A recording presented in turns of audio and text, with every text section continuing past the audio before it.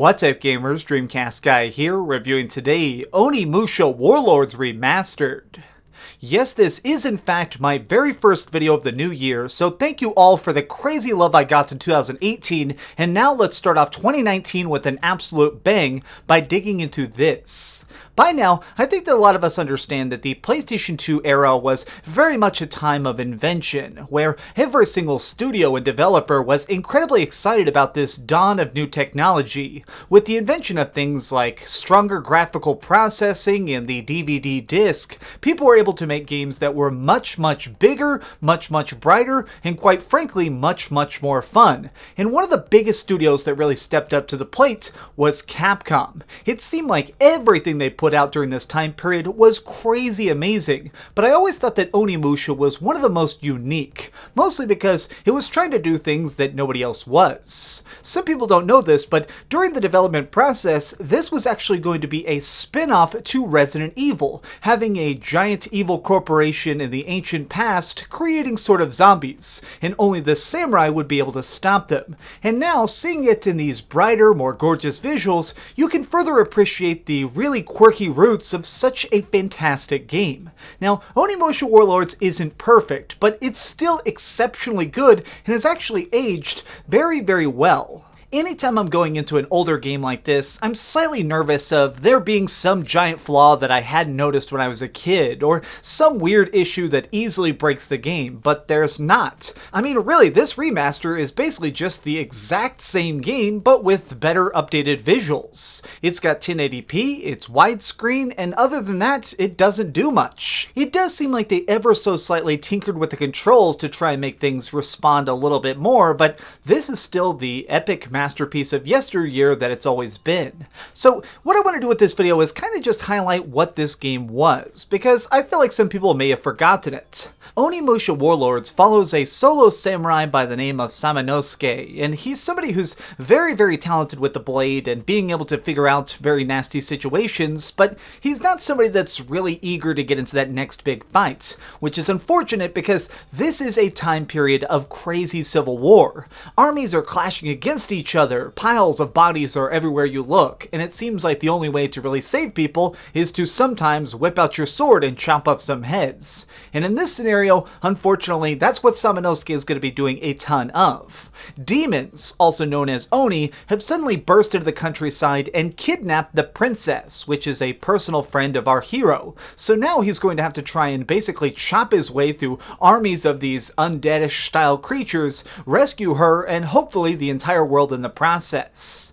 Now, something I like about this game is that it is incredibly tight. You never really get lost, you never really get a chance to explore. Instead, it's always just about that next big foe in front of you, beating the next boss, getting the next upgrade, and worrying about how to get to the next area. This is the best part and also the one bad part. Just to be upfront, this game can be fully completed, including getting every upgrade, every skill, everything in about 4 hours. Yes, you heard me correctly, I said 4 hours in total. Now, I don't think this is necessarily a bad thing. It's just a game from a different time period. I mean, you gotta realize this was so expensive to create back in the day because obviously 3D art had never been made. People were creating this raw code, the character assets. Each part of this was an incredibly pricey endeavor. So seeing it in all of its glory is really cool. And I also think that these games, they kind of really highlight the fact that a good gym ages perfectly.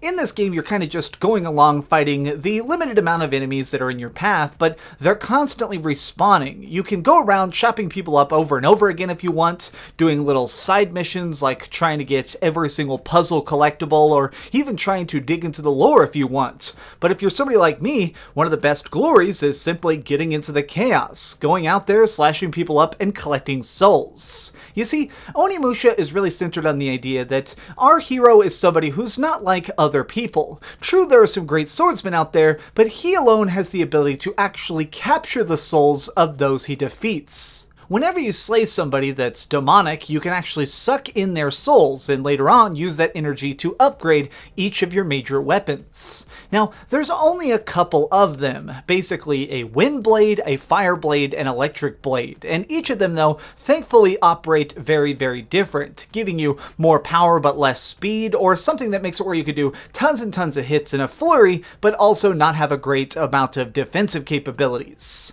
Now, I want to talk a bit about the controls, because that's something that feels a little bit outdated in a way, but not terribly. It's definitely not a major detriment. It just takes a little bit of getting used to. In this game, there's really only one attack. You basically have your attack button, and then you have a special button, and you have a block button, and that's pretty much it. I mean, basically, when you're holding block, every single hit, no matter what direction it comes from, is very easily deflected. I mean, literally, giant bosses can bring down a 200-ton axe, and if you're holding the block button, there's a good chance that you're going to deflect it, even if it's from directly behind you. And then the fact that there's only one attack button makes it where most of your combos are just basically tap, tap, tap, or tap, wait, tap, tap. Now, this isn't at all a bad thing. It's just, you really have to keep in mind going into this, you're not going to be getting the depth of Dark Souls. You're not going to have action rolls. You're not going to have parries. This is really about the nature of simplicity. But even still, I have a lot of fun with it.